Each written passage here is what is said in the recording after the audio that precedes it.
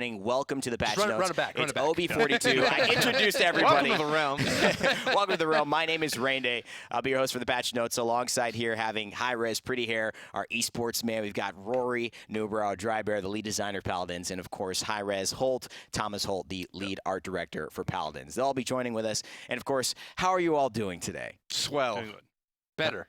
We had a chance to think of better adjectives now. If I hear dandy one more time. Very dandy. So we've got a lot going on like for a chicken. OB42. We're very excited. There's so much to get into. I know you all are excited, as excited as we are. So let's get into it right away. Obviously, there are a couple of new purchasable in-game content additions that we'll have coming in OB42. And the first one being something for Victor. Yes. Thomas, talk to us about what's going on for Victor. Yeah, so we've got the Code Green collection coming in, and we teased this a little bit at HR Rex. I've been very, very excited about it. You can see the promo art on your screen now. This collection's awesome. It's 4 heads, 4 bodies, 4 weapons. Dang. 4 heads? Yes, 4 heads. 4 heads. 4 heads. different head attachment pieces that you for can some switch reason, I with picked up on that somehow. I don't know what it was. Oh, 4 heads? 4 heads. I don't know. Four heads Yeah. stuck out to me. Yeah, so, Yeah, Driver. Oh, God. so a lot of ways to customize your Victor play and looks in this. In addition, he's got an emote that is insanely good. Can't wait to show you guys that. We got 2 sprays with this one. As far as in it as well, along with some MVP poses. So it's a great collection. Those are the sprays.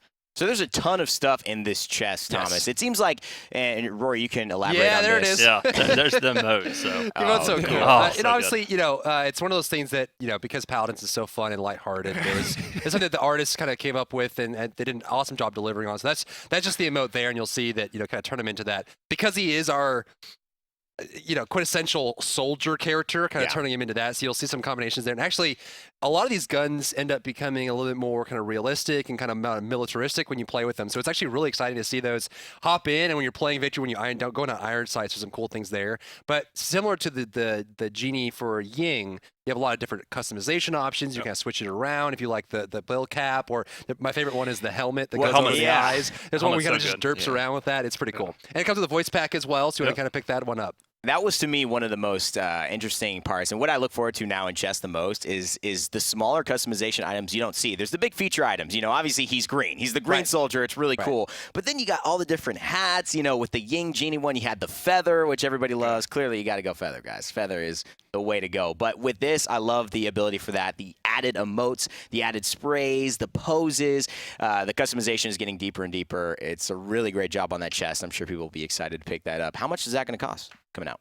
You guys know? Same as the genie chest. Okay, 100 for chest? Yep. Awesome. So make sure to pick that up when that comes forward in OB42. Now, we don't just have stuff for Victor. A lot of you are going to find that the furry friends get some love this time around as well. The Vulpine will be getting a new weapon skin in honor of Chinese New Year. That's right. it is. Do you know what year it is? Year of the chicken?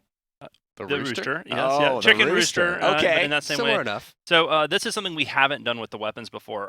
It is a beautiful weapon to begin with. You can see some in-work promo art on your screen now. There's a few little changes to the weapon. It'll actually have some wording on it in Chinese, for good fortune for the new year. But one thing we haven't done yet is change Pip's chicken. He's been in our ads, he's been in our videos, he's been in all this other stuff. And one of the benefits that you get in this is when Nice shots. Cameraman, get your game. So this time we did update it for the new year. So in celebration of the new Chinese year, you will see a bunch of roosters running around. Killing spree. And we have the video footage. This is live footage right now. What you're seeing is not pre-recorded. It's not an aimbot. This is like live, if you didn't realize that It's already. definitely not Clearly an not an aimbot. So we can see the rooster coming forward now. Oh, there it is. Look at that. Oh, Roosters. yeah. Look at the Happy New dance. Year. And the cool thing too is this will be an epic skin, so obviously it'll have kind of visual effects upgrades for it. So if you actually get a little bit closer to the explosion here, if you shoot to the ground near you, you'll see that there is a little bit of confetti and fireworks coming out of it on the normal weapon fire. Noise. So there's the little rooster thing. But if you kind of shoot near him, we're gonna see the explosion. You'll see some effects coming out of the normal weapon fire on the weapon, not the ultimate. On the normal weapon fire. Give us a left click, mate. You'll see a little bit on the ultimate too. He's going to explode, but even there, you see a little bit of fireworks. yeah. and Yeah, a confetti little coming bit out. more of, festive. Actually, for Pip, every shot is a celebration. That's true.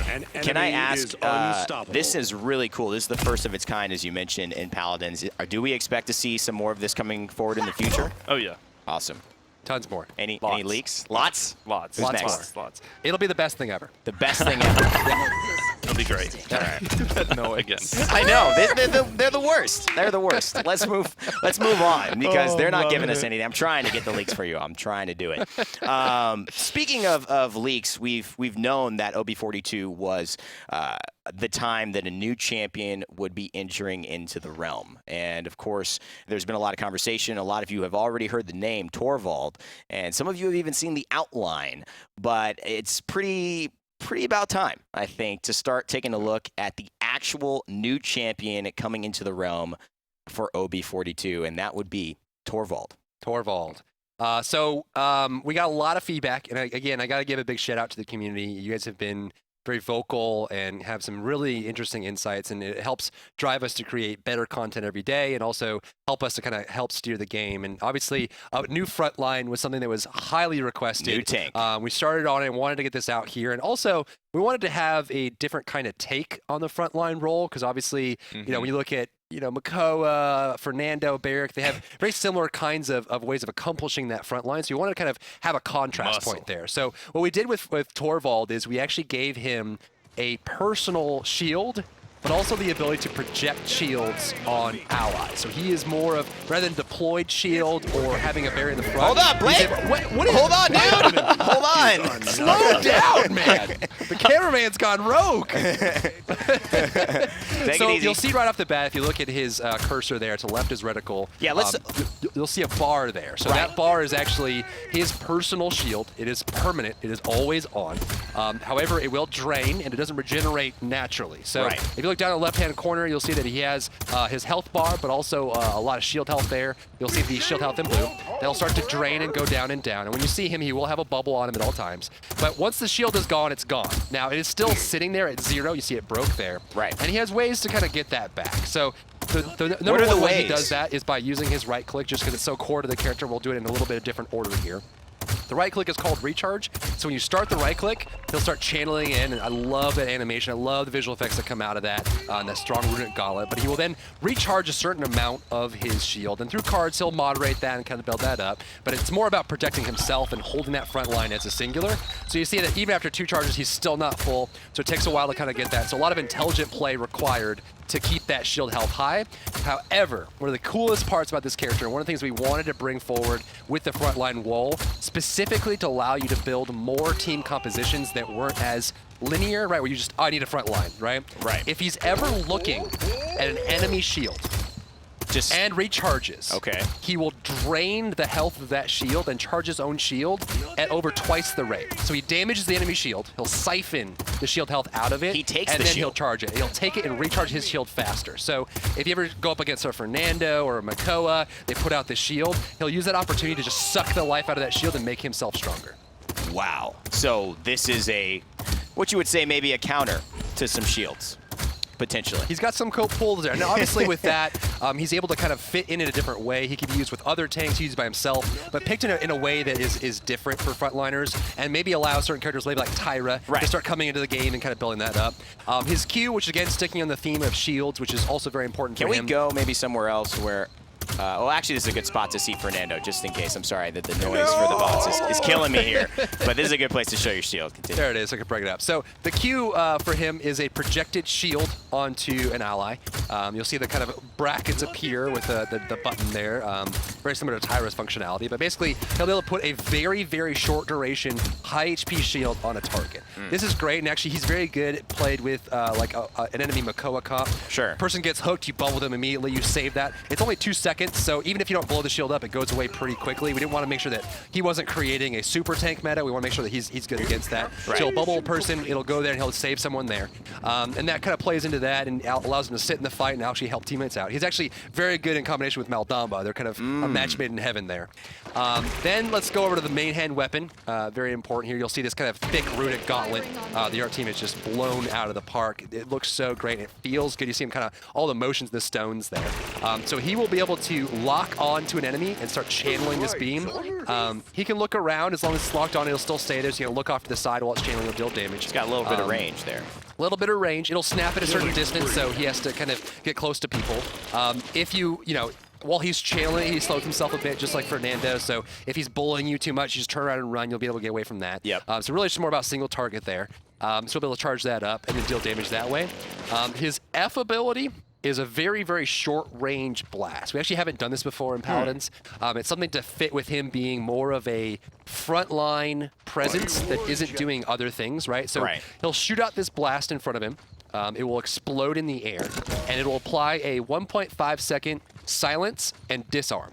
So, and if you look straight up or look like you look next to each other when you shoot it, it'll blow it up right in front of you. It's an air blast. It doesn't go very far. You can't snipe anyone with it. But basically what it'll do is it'll give a very small window where someone can't shoot your teammates, someone can't use an ability to attack you. So, you know, let's say Eevee's attacking one of your squishies, you bubble the squishy, you disarm Eevee for a short 1.5 seconds, and now you just save the day and you can reset the fight in a very interesting way. And actually, if you get the angle just right, you can shoot the blast over Fernando's shield and silence him to disable the shield from coming up. So he's very good at stopping channeled abilities, disrupting the fight in that way. He doesn't have the same presence that, say, a Fernando Mercola would have. And a lot of times, if he is standing on the front line too long, he ends up having to move around. So he plays very differently from that aspect. And then the creme de la creme here is the ultimate. And this is something that we've been dying to get into the game. Ultimates that aren't as, you know, push a button, kill a bunch of people, or push a button and change the fight. This is a really heavy channeled beam that applies a really big knockback. We got to go to the sky hallway for this, just a little. Definitely. Just go to the sky hallway. So you'll activate Hyper Beam. This is the hypest thing I think I may have ever seen in Paladins. I'm gonna throw that out there. Actually, get behind them. We should get behind them and shoot them out. Okay. So he'll shoot a lined beam, and while it's channeling, anyone caught in the beam will be repeatedly knocked back. So you can actually guide people like a off small the way, cliff. like a little bit. It's like a short. No, knockback? it's well, let's try it. It's working! It's working! Well, So if you look around there and kind of hit different people, you can actually blast them all around, do some damage there. It's a very small amount of damage. It does almost, you know, it's negligible. It's not really built for damage.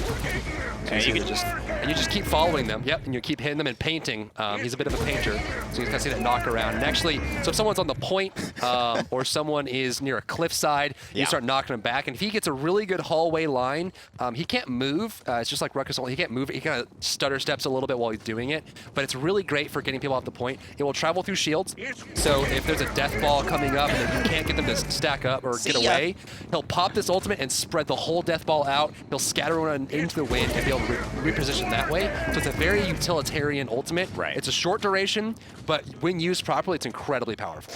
Seems like positioning is going to be very important with this champion as well. One of the things that Nick and I were discovering also about Torvald when we were playing him a little earlier was the lack of CC immunity on there. That was a purposeful design decision. So, in fact, Makoa can actually hook Torvald out of this ult. Moldamba can stun him out of this if Torvald's positioning isn't great. Well, if you catch him before he aims his giant beam at you, right? Yeah. I mean, it's really difficult. If he hits you once, you go flying, right? So that's kind of the trade-off, is that the positioning is really important, the timing is really important. But, you know, actually, it's pretty funny. If Makoa gets you in time, he'll hook Torvald, but then they'll both go flying because Torvald's still knocking him, so then just go off the cliff together in a very sweet romance. It's poetic, really. Yeah, it is. Makoa is definitely one of the champions that if you're looking at this and saying, oh my god, how do I deal with this? There is definitely built-in counters to Torvald, yet he's going to bring so much. You talked about not only just the dredge anchor scenario, Nick. I mean, you play a ton of Makoa. Being able to, you know, bubble somebody who gets pulled or silence Makoa before he can hit that dredge anchor shot for the bonus damage, that's got to make a huge impact. Yeah, Makoa's at kind of the top of you know, the draft right now. He's in a really good spot, very strong in the professional competitive scene overall, and this is a good answer that there just really isn't in the game right now. So he's filling a good niche, but it's not as if Makoa doesn't have answers to Torvald as well. CC immunity on the ult. There's a lot of amazing things. Let's move it over to not just what the character does, but how the character was created. Because for me, when I look at this, Thomas, I see this being what Paladins is. This looks like the fantastical, whimsical, wizard that I would always expect to see this game when I log on. And now he's finally here. What was it like kind of designing and concepting Torvald from an art perspective?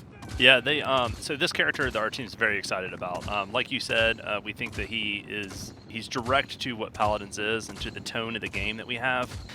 So I don't know if you could tell in game, but he is a giant elf. He goes eye to eye with Fernando. He definitely represents himself well as far as being front line and being able to kind of hold in. But at the end of the day, he's a geek. You know, he's excited. He's overly excited for magic. One of the points of reference is like Doc Brown from like Back to the Future, or Haggard when he's talking about his pets in Harry Potter. And we really wanted to get that personality and that character into him. And so with him, he's been traveling around, spent centuries, about his magic and figuring out these runes and these different kind of sigils. And he's put together this relic. So this stone glove that he has, this gauntlet that he's wearing, he's put together. It has some malfunctions. It's kind of fallen apart. You can tell, actually one of the things the animation team's done is for his ammo count, so that you get a general understanding as it goes. It's actually falling apart. The stones kind of float up and kind of go away from it. There's a lot of interaction with this. The weapon team, the character team, animation team, rigging, a lot of people went in. It's probably one of our most detailed weapons that we've done to date for this thing. And with those relics, with those runes, is how he controls his magic, and it's something that he's just super, super, super excited about. And then speaking of animations, I do want to make sure. Oh yeah, okay, you got it on screen right now. These emotes are amazing. So he's got so good. Can you play that one again? Yeah, the handicopter is often he basically gets a little drone from his floating stone hand, and then can you play the other one? And this gives you a little insight into his personality. Where there's a little bit of humor to them. So very meaningful decisions there. Yeah. So he's a little bit older than our usual champions, but but he's big, he's impressive, and he has a huge personality. So which is really what we want to bring into the realm. And these are obviously in chess, correct? To be able to pick these up? Yep. These emotes are amazing. And does he come with, like most of the champions, some customizable, different variations in the skins, some recolors, different looks? What colors does he come with? Yeah, he's got 3 basic recolors, just like all our champions. And so 2 of those you can buy direct, and I believe one of those is in the chest. Fantastic. Well, Torvald, he's here. If you're not excited about that, I don't know what's going to get you excited, ladies and gentlemen. I am just blown away. Torvald, he's a blast to play. I've actually played him. I cannot wait for you all to experience it as well. A lot of intricacies in this champion, and just a lovely, I think, demonstration of how far all of the teams have come in Paladins, from art to sound to design to concepting, and putting out these really great things to play with. That's what I like in games. And so moving forward, we've got actually one of my favorite times. We're gonna let Thomas and Drybear take a break. I'm gonna bring in my boy here, Hi-Rez Pretty here. And we're gonna talk a little bit. We're gonna have a discussion, my man, us esports bros, to one another about balance. Yeah. There's going to be some balance changes. If you haven't known, obviously we have balance changes every patch. This patch, a lot of interesting changes. And, of course, starting off with it, Nick, the items are going to be seeing a bit of an adjustment as well. First of all, aggression. Yeah. So aggression is temporarily removed from the game. Not forever, but just for the time being. It's important to get it kind of figured out, because it's not really hitting the mark, I don't think, as terms of it was just raw damage. That's always nice to have, but it was a little bit of a new player trap because, it's more expensive than some of the defense cards that provide more value. So I don't anticipate that it'll come back the same, but while it's being figured out, while it's gone off to college, it's figuring out what it wants to major in. It's in its early really 20s, early mid-20s. Aggression needs to figure out who he is, and so he's gonna go away for a minute. He's working a 9 to 5. Man, I swear I want to do something else with my life, but this is all I can do right now. Aggression. We wish you luck, buddy. I've been there. Now, the other... won't be in your games anymore. So exactly. It won't be in your game, so enjoy a bit of the respite. We don't know how long that will last, but aggression temporarily removed. Let's talk about the healing items. There have been a couple of adjustments. The healing tree one specifically that a lot of people have kind of said, let's revamp that. Let's see what we can do. No new items coming through, but we are seeing some credit adjustments to the value of some of those items, maybe to make them a little bit more enticing to players. Life Rip being one of them, going down from 400 to 300 credits. Yeah, so now it's kind of more along the lines of where a lot of those other cards, those items were, and that I like to see those adjustments made a little bit more, I think, than just changes to the items. But like a cost reduction is a good way to buffer nerf, because a lot of the cards in terms of their effects are in a good spot, but just making them more accessible, getting them online earlier, I think is a really good way to adjust that. And Life Rip, it was kind of in contention with Kill to Heal because healing across the board is sort of a luxury in a lot of cases. And because these two were so close in terms of what they did for you, Kill to Heal and Life Rip being very solid options. Life Rip wasn't worth that extra 100 credits, and it does scale, so it goes from 400 to 800 instead of 300 to 600. So Life Rip across the board going to be more affordable and more viable as an option. Yeah, and else as well, Rejuvenate. This is an interesting one. This is going now from 300 to 200 credits. Now the price of Resilience, and we've already seen Rejuvenate picked up a little bit, Nick. Yeah, here and there. I wonder if this is really going to change this card. This could help it, right? Because probably going to be picked up on a lot of frontliners who are the victims of Cauterize oftentimes. And Rejuvenate was almost in that spot. Well, I'm going to say almost in the spot of Aggression was, where it's to counter Cauterize, but it wasn't doing its job quite cost effectively. Similar to Aggression. It wasn't as bad as Aggression, but now it will be even more so the case. So it's cheaper than Cauterize. Still won't be as effective in terms of its intensity, but it's easier to pick it up and get it online and just keep that healing coming in. Awesome. Well, changes to the items. That's going to be it for now. Aggression temporarily removed. I don't know why I can't say that word today. And then we've got Rejuvenate and Life Rip both getting some cost reductions, maybe allowing them to be more efficient pickups in your games. Definitely experiment with those items. Let us know what you think about that in the Paladins game economy.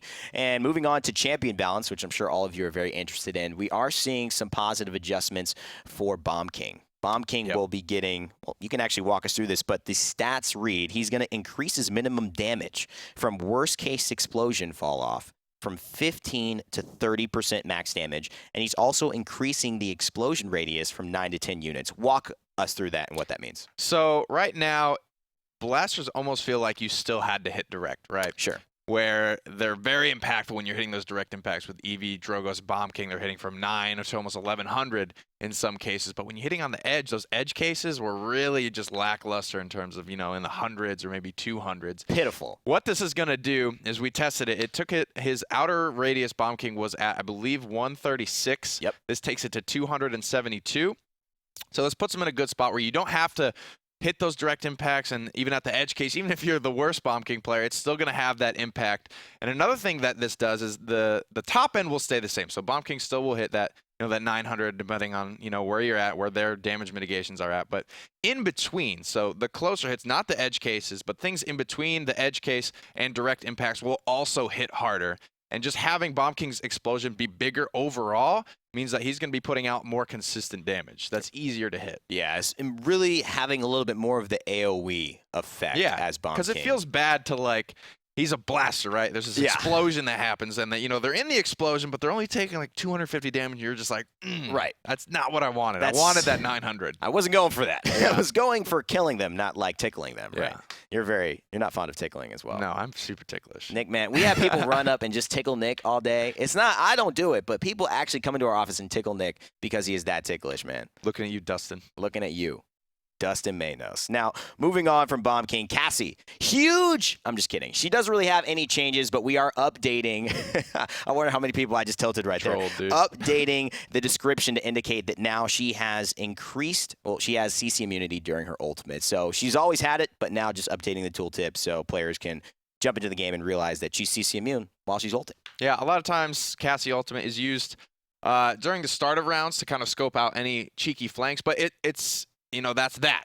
It comes up often. It's not that hard to charge Cassie's ultimate, and she's charging it throughout the round. And this kind of gives an alternate use to it when you're anticipating maybe a Bomb King ult or something that's coming in that's going to CC. You can pop this preemptively for that. If you kind of know where everyone is, Scout, it loses a little bit of what it's designed to do. And with that CC, it just gives it another option to be viable mid-fight. Moving on, we've got Grover. He's going to get a little bit of a quality of life adjustment. They fixed a bug where his ability was applying twice the usual amount of diminishing returns that is crippling throw. And so that's just going to be a little bit better for Grover players. Yeah, so Grover, he has a lot of options for, when you get eliminations to reduce your cooldowns, just builds that increase cripple duration. So these sort of things will be impacted less and less because of this. You'll get DR'd, more than one crippling throw can come out in a fight realistically. Yeah. And this change will help those be more impactful, those third crippling throws that come out. He's also seeing a change to one of his cards called Pickup, where it fixed just a quick bug that was not correctly applying the intended values. So the intended values will now be applied. That's it for Grover. Moving on to Maldamba, the Snake Master. Yes. The Spitting Cobra. It's time to cut the cheese, folks. It is It's time, to cut the cheese. to slice the Gouda. Maldamba will be having a bit of a you call it diminishing returns, but essentially he is going to get locked out of stunning the same target within 3 seconds. So Maldamba will only be able to stun that target once. He's going to have to wait another 3 seconds before trying to cheese stun them again. Yeah, so where this comes into play is you would see players pick up Snake Pit, which increases your reload speed on Maldamba, along with Deft Hands, which just additively adds to that. And you were able to stun lock, especially, big targets like Ruckus. This was really impactful, stopping the windup. Other big tanks that were just easy to hit, and it's just frustrating, right? Hard CC in a shooter is always kind of frustrating to play against, and just putting a tank on their back over and over and over again. Now, this is good to cut that cheesy strategy, but where this won't have an impact is if you're not running any of that stuff, but you're still consistently hitting your stun, this won't impact you at all. If you're not running any reload speed, you're still going to just be hitting stuns consistently. And I don't think that, really, when you look at Maldamba, I don't think his kit is intended to literally stun lock someone. I think it's meant to be a countermeasure. I think it's meant to assist with CC and keep someone there for a moment, kind of like Shaolin's Impaler arrow. Imagine if you could just impale someone into a wall, like 5 times in a row. There's no way you can survive that. Him getting picked up with Makoa, with all these other champions, with CC already, it was very strong for him. And so now, if he's stunning multiple targets, he's still going to be helping the fight. He's just not going to be able to combo off Makoa and keep that target stunned until they kill him. Right? Yeah, so you will now have that kind of small window to move. And another good thing I think is going to come out of this is players are going to be focused on that less. The cheesers won't be just stunning people the whole time. They'll have to do other things, like maybe heal the team. No. Maybe land good Dread Serpents. Not yet. Good stuff. One day. All good things for Maldamba. One day, my friend. Healing? Come on. Yeah, I should slow my roll. You're right. We have 11 damage champions. We don't have 4 supports and 7. All right, Pip. He saw the chicken. He saw the chicken turn into the rooster in honor of Chinese New Year. He's also getting a celebratory bonus gift, and that is some extra damage, just like Bomb King on his worst case damage. So that's going from 15 to 35% for him. Yeah. So a big, kind of the same, discussion around Bomb King. A lot of times you'd be hitting people with that explosion, but it just really didn't feel impactful. Feels bad to hit somebody for a little over 100 damage. So now just kind of the same thing. He'll be able to apply more consistent damage on the outer parts of his explosion. I like that. I don't mind that. Pip's pretty strong. This could definitely help encourage more Pip players as well. And it's more blasters as well, because there are so few sources of blast damage in the game right now, and making those more viable is definitely a step in the right direction. Obviously, we have a lot of changes this patch. Still a few more to go, and I'm always excited about changes, always interested in the shifts. Tyra. She has got a buff before. Now she's getting another, little nudge. A little nudge. It's a bit of a change to her auto rifle. Let's talk about what this is. Break it down for me. She's going to see increased minimum accuracy, bumped up from 85% to 89%. So that's not huge, about 4%. Obviously, those percentages often matter more than we think. And then she's also seeing increased accuracy lost per shot from 2.8 to 3%. So it seems like maybe one's pushing her this way, one's saying, okay, because you're getting that, you're going to fall off a little harder. What is that really doing? So at the top end, right, with the higher, accuracy, she'll retain that 89% now. So at most, her bloom isn't going to be as much, but it will get there slightly quicker, and it'll help her long range fall off as well. Just being able to be effective at a little bit longer of a range. So hopefully Tyra players will see a nice burst in damage from her and a nice little quality of life adjustment. Yeah. I think that's a good route to go. There was a lot you could do. I think it was somewhere in the neighborhood of 5 to 6 shots where the bloom would start, and there's a lot of like micro you can do where you're bursting the rifle. You just have to do, I think, a little bit less of that. You have to worry about that because I go in the training room and I'll practice that sort of thing, but when you push play comes to it, shove, when you it's a don't do fight, that. I'm just like pedal to the metal, hold left click, and just hope for the best. I know, right? Please kill this person. And if it doesn't work, you're just out of luck, man. Well, another person who thrives off of constant and high DPS values, Victor, he is actually seeing a bit of a budge, a nudge in, I think, a positive direction here. He's seeing that adjustment to his ultimate Barrage. Now, Barrage is actually going to have reduced time for when it takes to strike. So usually it takes 1 second for him to call the barrage and it to land on the ground. It's now going to be landing on the ground a little bit faster, 0.75 seconds. Yeah, definitely. So this was it's a strong ultimate, right? But it, like all the blast sources of damage, it has that fall off where the outer edges of that circle are only around 700. And so a lot of times you would have to see this have setup. A lot of times Ice Storm would be the nice complement to make sure you're getting those big, impactful 1500 barrage damage. Now, you don't need the setup. It might not land directly in the middle, but with setup, you're going to guaranteed get that big blast impactful. They're going to come down quicker. And like I said, the big thing here, I think, is he won't need the setup to be as impactful with that ultimate. Yeah, we haven't seen him, I think, leave competitive, but we have seen a slight, kind of shift away from Victor and towards some of the other Haven direct damage dealers like Cassie and Shaolin. We've definitely seen that come into play. So maybe Victor will be brought up a little more. He didn't disappear, but he just definitely wasn't favored. This could make a big impact on those team fights. But now that we're done with balance, thank you, Nick. Again, it's been fantastic having you, my friend. I will my now friend! sit here quietly. We are now back, and Thomas Holt has transformed once again into, I don't know how he does it every time.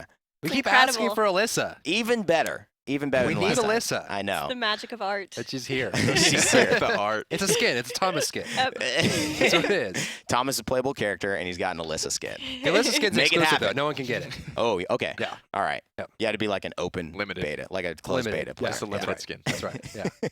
All right. Well, Alyssa, how you doing? Welcome. Pretty good. Thank you. Pretty good? Just Yeah. pretty good? Yeah, very good. Not great? Yeah, great. You know what is great? Amazing. What is great? Now that we're back, we didn't get to show this before when we were looking at Torvald, but we actually, production guys were able to pull it up where the shield drain part of his I kit love is it. there. Let's take a look at it. So if you look at the shield here, so again, right-clicking there, you'll see that he drains real fast and does damage to his shield, so chunks it pretty hard.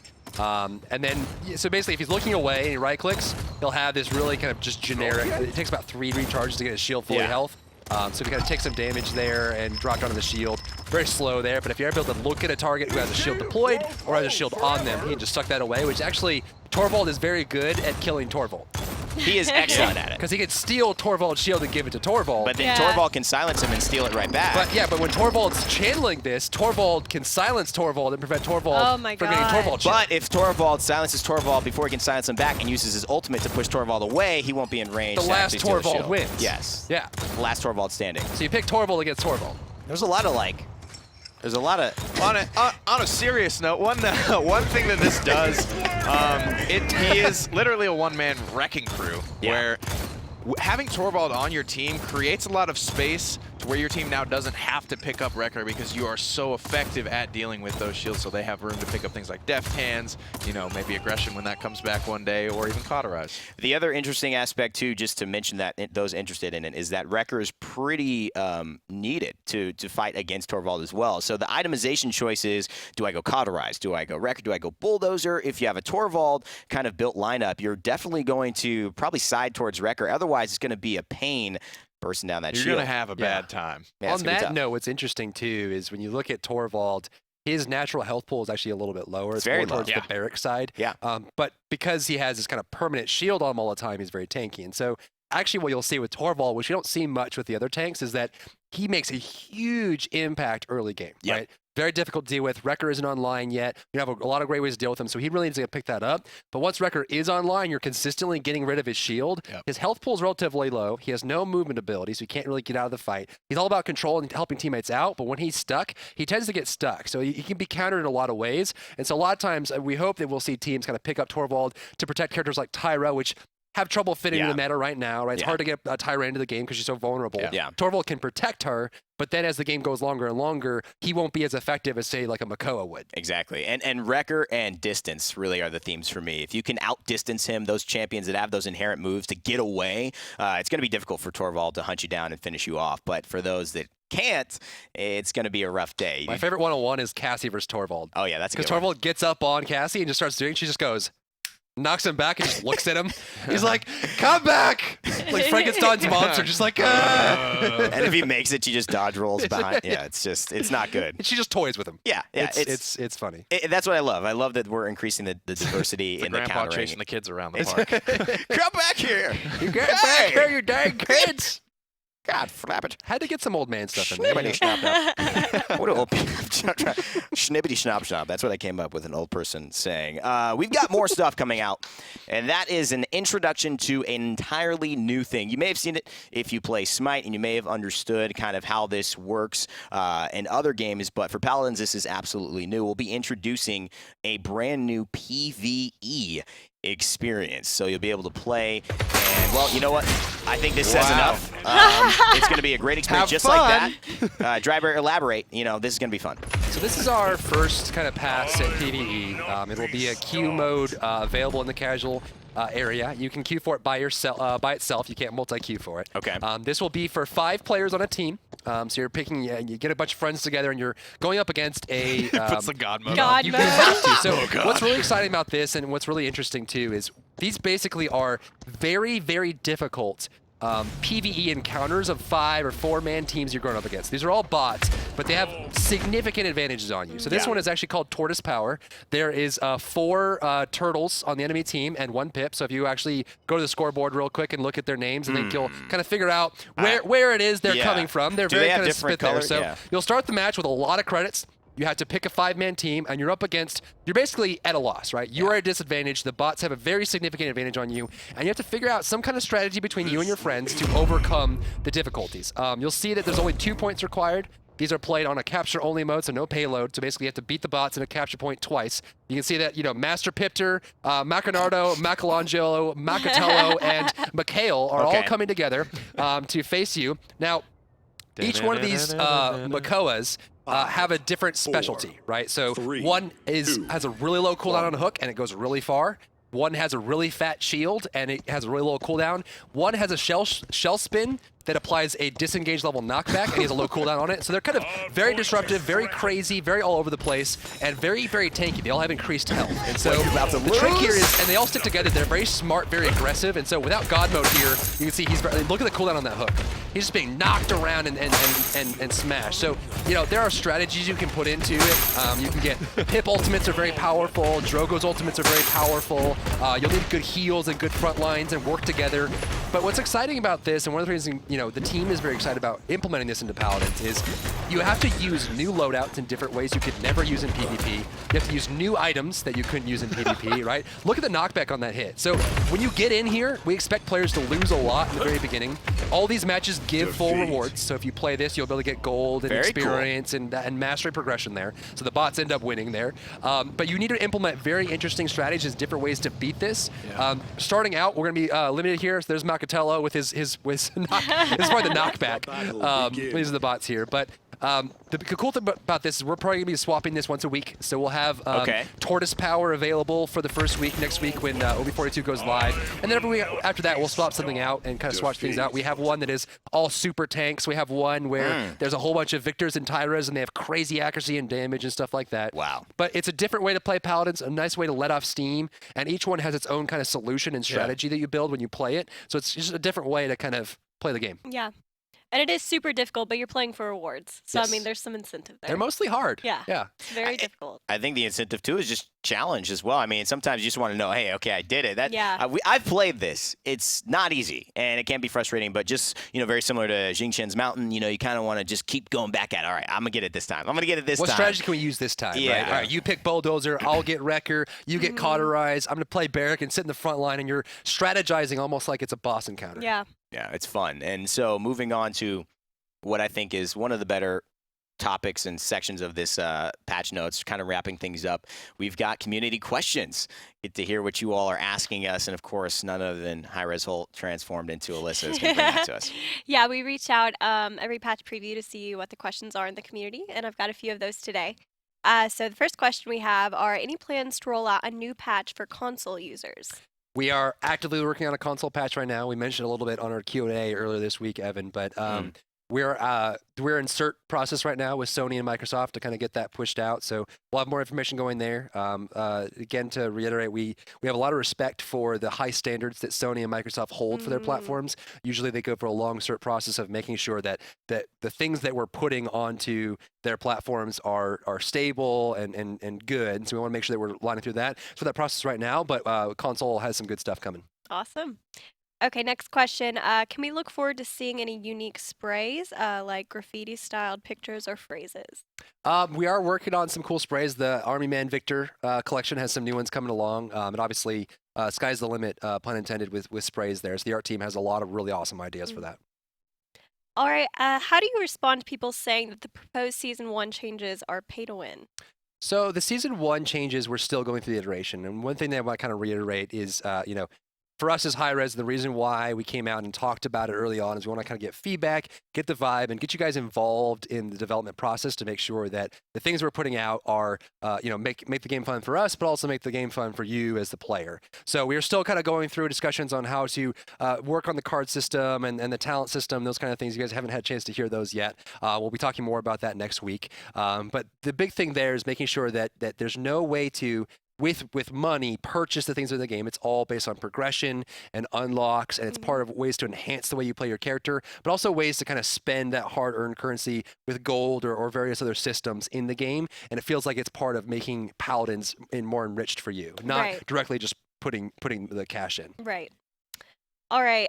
Some people didn't understand the percentage upgrades in Season 1. Can you elaborate a little bit more on that? So there's some posts put out right now. There's a couple videos out as well talking about that. The idea was that we wanted to have a way to make Radiant chests more meaningful, make the drops there more meaningful, and also give you ways to kind of progress and upgrade your loadouts and the way you're building them. So the idea we had was around kind of the flat stats and upgrades there. We're actually working on a new idea right now around having loadouts become even more interesting and focusing more on the Radiant chests. And again, I got to give a very sincere thank you to the community out there for kind of giving your feedback constantly, getting active and involved. The whole team is constantly reading all the posts you guys are making, all the different discussions on the boards you're having, and the different ideas you guys are raising around gold sinks and making Radiant chests more powerful and meaningful. And we're taking all that into account and working on some new proposals that we can talk about and continue the discussion there. At the end of the day, we're a family together. Yeah, we make games for both of us. Make sure you guys are enjoying it and having fun with Paladins every day. Yeah. And then we'll always be kind of working with you. And if something doesn't work, we either don't do it or we don't keep it in there for long. But we want to make sure that we're kind of getting that on there. Dang. It's a good inauguration day speech right there. It is. Welcome. We're gonna make gold great Make again. Paladins great again. Gold great again. That's right.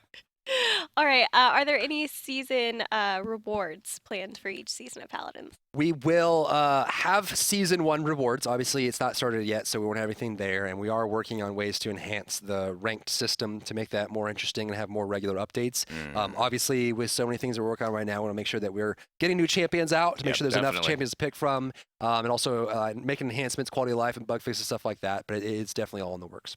All right. That's all I got. Fantastic. Well, Dry Bear, there's a lot of stuff in OB42. When can I get my hands on it in PTS?